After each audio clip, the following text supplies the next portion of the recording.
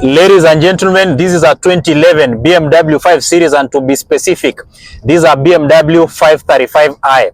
Welcome back to 0 to 60 Motoring once again. My name is Bill Siotori, and today I'm going to tell you a couple of things about this BMW 535i, which belongs to the F10 generation. But before I do that, let me tell you a couple of things about 0 to 60 Motoring. 0 to 60 Motoring is a platform that makes your car ownership journey easy. If you want to purchase a car, whether it's new or local used, you can get in touch on the number below. We are going to scout a clean car for you, subjected to all the necessary checks, take you through the purchase process, and most importantly, help you with the delivery process. If you also want to learn a thing or two about cars, you can check our social media platforms. That is a TikTok, Twitter, Instagram, Facebook, and most importantly, subscribe to our YouTube channel, because we've prepared the reviews to make your car ownership journey easy. If you also own a car that you'd like us to review, you can get in touch with us so that we plan on how to go about that process. All right, here we go. 2011 BMW 535i review.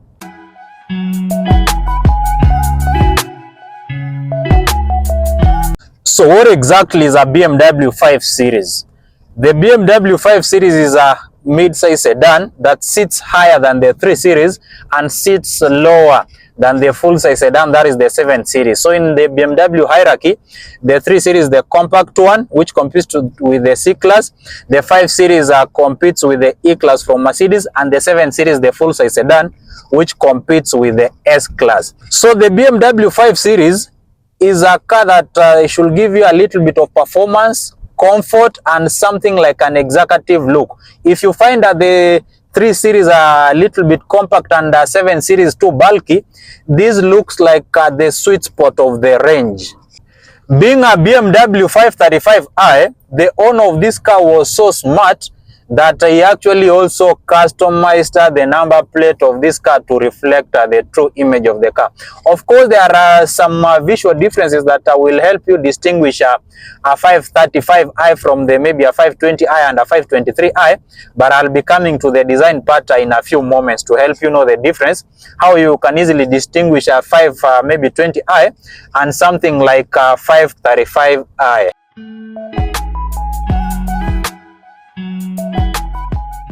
This 5 Series 2011 BMW belongs to the F10 generation, whose production ran from around 2010 to around 2016. And when you're looking at the BMW 5 Series, it is offered with many trims. Because I mentioned 535i, you may also want to learn about the various trims of the BMW 5 Series. For the petrols, you have a 520i. I actually denotes a petrol in BMW, and D denotes a diesel. So for the 5 Series, we have a 520i, 523i, 528i. These are 535i. And the cream de la cream, or the monster, that is the BMW M5. And then when you're looking at the diesel variations, there is a 520D, there is a 525D, there is a 530 and a 535D. So in a BMW, I denotes a petrol and D denotes a diesel. So those are the different flavors of the BMW 5 Series, especially when you're looking at the powertrains.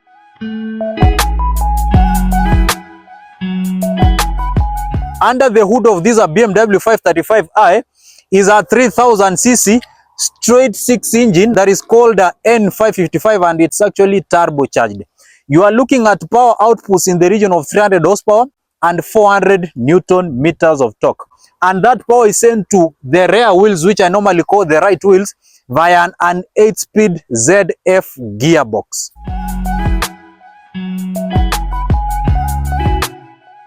So when you're looking at 300 HP and 400 Newton meters of torque, those are very decent numbers, and I normally say that is a usable power, because these are cars that you can drive daily to work, and you can still enjoy a road trip over the weekend if maybe you are a speed freak, or if you are into performance. And as someone who's purchasing a BMW 535i, they definitely know what it brings to the table, and they know why they are settling for a 535i and not a 523 or even a 528i. When you're looking at these 3-liter 6-cylinder engine and these 8-speed gearbox, I look at it like a match made in heaven. The marriage is like a match made in heaven, They were meant for each other. This car drives like a dream. Once you drive a BMW 5 Series with this combination, it is hard to find something that I will be driving similar. Of course, I've even reviewed a Mercedes that is a W212 and E300, and I can tell you for free, once you drive a BMW 5 Series, nothing comes close to this car in terms of the driving feel. The driver feedback you get from this car easily tells you a majority of the people who have BMWs, they want to hold on to them.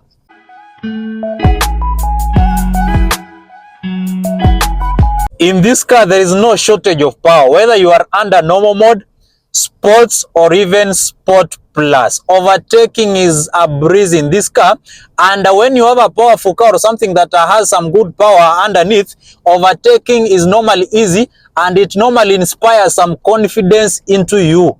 Under normal driving conditions, the car is sufficiently powered. When I'm looking at the Kenyan commute, I don't think that a car with a 300 horsepower and 400 Newton meters of torque is going to be on the slower end. In fact, it is going to be faster than very many cars in traffic.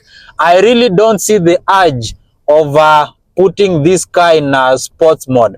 But once in a while, when maybe you want to accelerate the car or you want to test the full performance of this car, you can always click on the sports mode of this car, and you can actually tell that it's becoming an absolute animal. I'm now going uphill at this hill, and this is a speed of 120 kilometers per hour, and you can actually feel the car pinning you into your seat. Because this is a rear-wheel drive car, you can actually feel it pushing you going up front.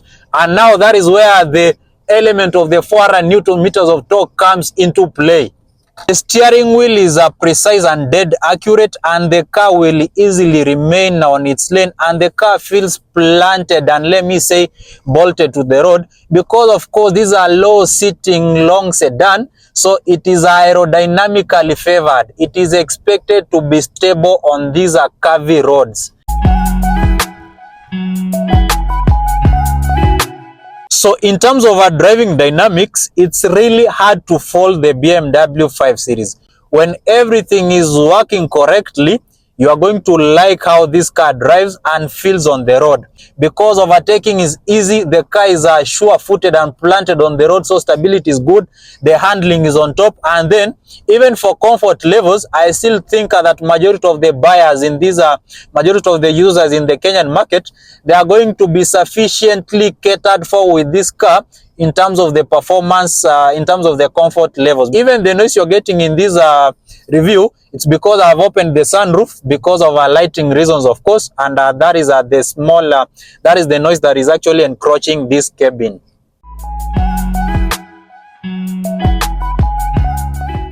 So how does the BMW 535i look like in terms of fuel consumption? To be honest, when you are purchasing a 3-liter turbo petrol car, I don't think fuel consumption should be in your priority list. It should be one of your least concerns. When you are driving these 535i in Nairobi traffic, the numbers can drop as low as 7-point-something kilometers per liter. If you take this car to the highway and you stretch it under the normal driving condition, driving sensibly, you can see the numbers are approaching 9-point-something, almost 10 kilometers per liter, of course, also depending on the load you have. But if you engage a sports plus or sports mode on this car, the numbers will be around 8 kilometers per liter, of which performance comes at a price. If you are getting 8 kilometers per liter in a performance or in a car that is doing a 300 HP with a 3-liter turbo petrol 6-cylinder, then those are still decent numbers. So you can tell why I'm saying fuel consumption should be your least worries if you are shopping for a car with a 3000cc 6-cylinder turbo petrol. If fuel consumption matters to you, I'll say it makes more sense settling for the 520, 523i, or even considering the diesel variations. But for the 535i, you are here because of the performance, and performance comes at a cost.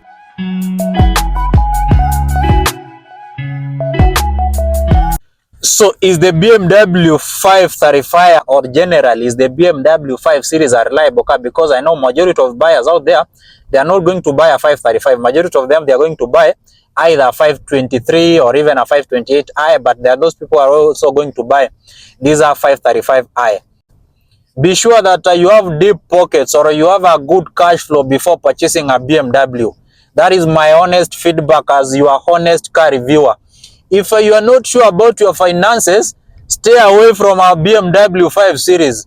Swallow your ego and buy something like a Toyota Mark X or a Toyota Crown, because this car can be easy to purchase at around 1 point something million shillings, but you are going to pay heavily in terms of the maintenance cost. By maintenance cost, what do I mean? When you are looking at a 535i, away from the fuel cost, parts for this car are very expensive. They are not cheap. The other day we had to replace the valvetronic system of this car, and the cost was over 100,000 shillings, because we even lacked that part locally. We had to ship it. That's why the review for this car is delayed for this long. And there are also other accessories alongside that part which had to be shipped, and at that cost, I can tell you for free, it's not on the lower end, especially if you are not good with your finances. So the first hack of living with a BMW 5 Series is first having a good cash flow. And then from there, your life is going to be easy with a BMW 5 Series. When you're looking at this car, it's a 14-year-old car. There are normally parts that will be wearing out with mileage as time goes by. Something that is pretty common with this car is that the water pump can also misbehave at times. And at high mileages, the engine may start consuming oil. That is even common with even the 2-liter turbo petrol engines. So the reason you will not find very many people complaining about the reliability of their BMWs, especially the high-end BMWs, it's because they have good fans that are keeping the cars on the road. Because parts for this car being expensive also means that the places whereby you'll be servicing this car, where it will be getting repaired, they are also going to charge you a fortune. This is not a car that is going to be repaired by any Tom, Dick, and Harry under a tree. So it tells you that if you have to identify a good mechanic, good mechanics or good workshops also charge a fortune, and they are not going to be cheap. Majority of parts in these BMW 5 Series normally need a replacement, not repair. That is why you should be worried about purchasing a BMW 5 Series if your finances are not good, because parts are expensive and mostly they are not repaired. They need a replacement. If you can purchase parts for this car, it will be a very sweet car to own. So in terms of reliability, it will hugely depend on how willing you are to spend on the car. So sometimes while you enjoy your BMW 5 Series or 535, the relationship can be toxic. I look at it like a relationship when you are in a relationship with a toxic partner who is good in bed. You want to leave that relationship, but when you look at how the partner treats you, you still want to remain in that relationship. So that is how these BMW 5 Series or 535 looks like to their owners. They don't want it in terms of the maintenance cost, but they don't want to leave or divorce the relationship because of its sterling driving dynamics.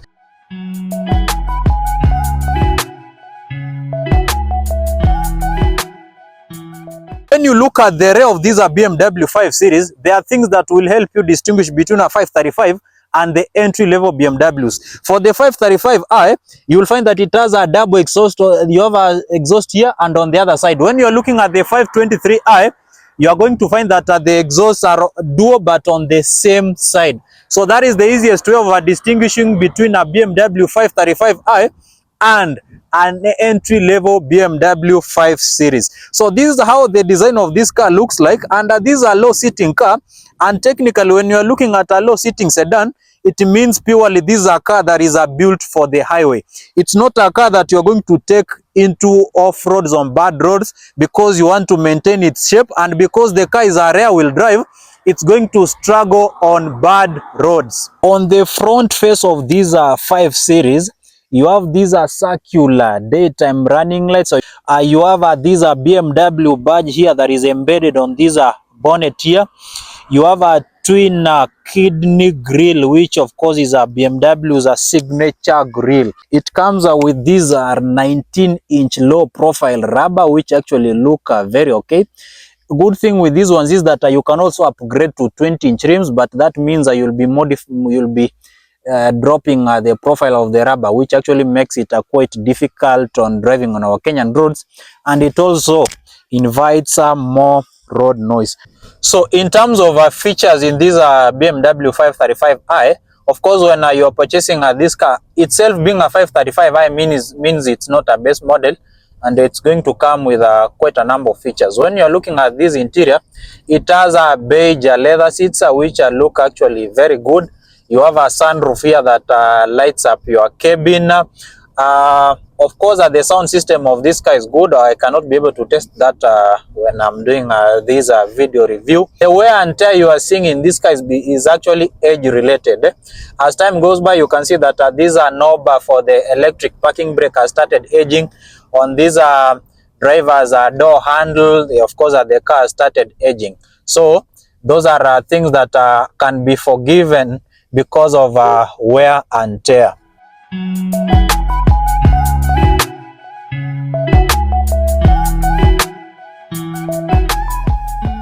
So should you buy the BMW 535 or generally the BMW 5 Series F10?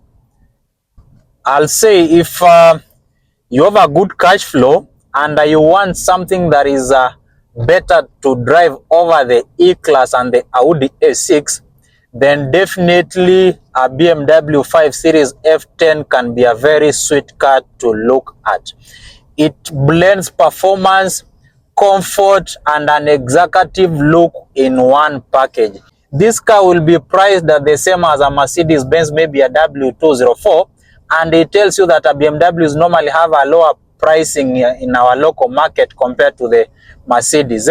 So that tells you you'll be getting a lot of car for less, as long as you have the funds to keep it running.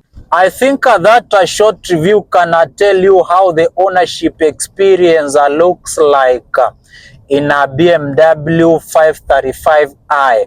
If you have any question regarding this car or even the other trims like the 523 or even the 520, 528i, you can always get in touch with us so that we give you more information about this car, or even the rivals, that is the Mercedes E-Class or the Audi A6. I think that is enough for today, guys. Bye for now. I'll see you on the next one on a 0 to 60 motoring.